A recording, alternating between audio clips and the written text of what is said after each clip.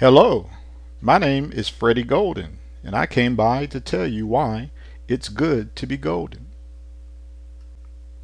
This story is about the day my father, Dr. Raymond Golden Sr., made a major discovery. Daddy is an inventor. As an inventor, he spends his days trying to come up with new ways of doing things. One day, while showing my little brother Ray how to attract metals with a horseshoe-shaped magnet, he came up with an idea that would change the way people traveled.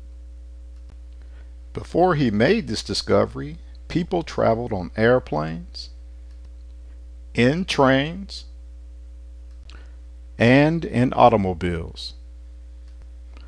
But all of these vehicles relied heavily on gasoline, oil, and coal. People have been relying on these fossil fuels since the beginning of time.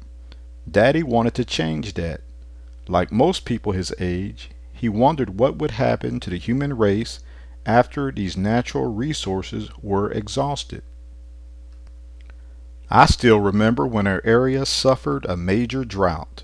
The streams, rivers, and lakes had dried up one summer due to the lack of rain.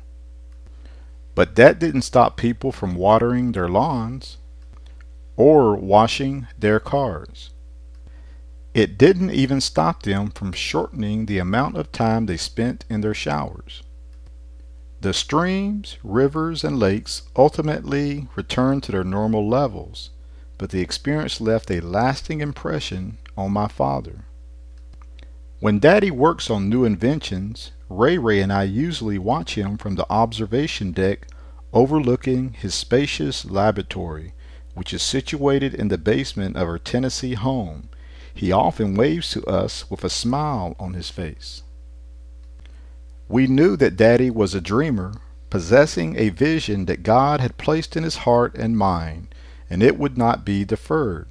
Mommy, Ray and I supported his dream by giving him the space he needed to be creative.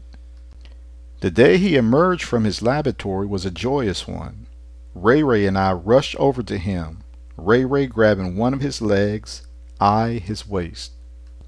Mommy swooped in behind us, gently kissing him on the lips and then saying with a smile, "All done?"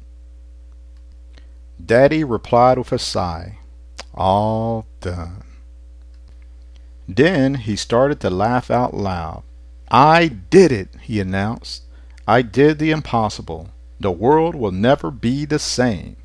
Extending his arms toward the laboratory's sliding glass doors, he encouraged us to enter. We did, anxious to see his latest invention. As the computer servers and other gadgets hummed and chirped all around us, Daddy led us toward the cylinder-shaped object, about 5 feet in height, docked upright in an oversized cradle in the center of the room. He walked over to his workstation to type a few commands into his laptop computer. The object's steady vibrations let us know that it was now active, ready to show us what it could do. Smiling, Daddy said, "I call it the Magnetic Propulsion Device, or MPD. Its applications for air and ground travel are limitless." He entered additional commands into his laptop, and the MPD slowly ascended toward the high ceiling. Ray and I circled it, searching for wires that we just knew had to be holding it in place. Finding none, Ray was the first to tell Daddy what I had been thinking. "It's magic." "Not magic, son," Daddy corrected Ray with a smile. "Magnetic propulsion." The applications for Daddy's invention have yet to be fully realized. He has had meetings with representatives with the United States military, as well as those from the automobile and airline industries. They want to pay him large sums of money for exclusive rights to his device. But these days, Mommy, Ray and I visit Daddy in his new laboratory in the sky. The Earth looks different from up here at an elevation of 30,000 feet.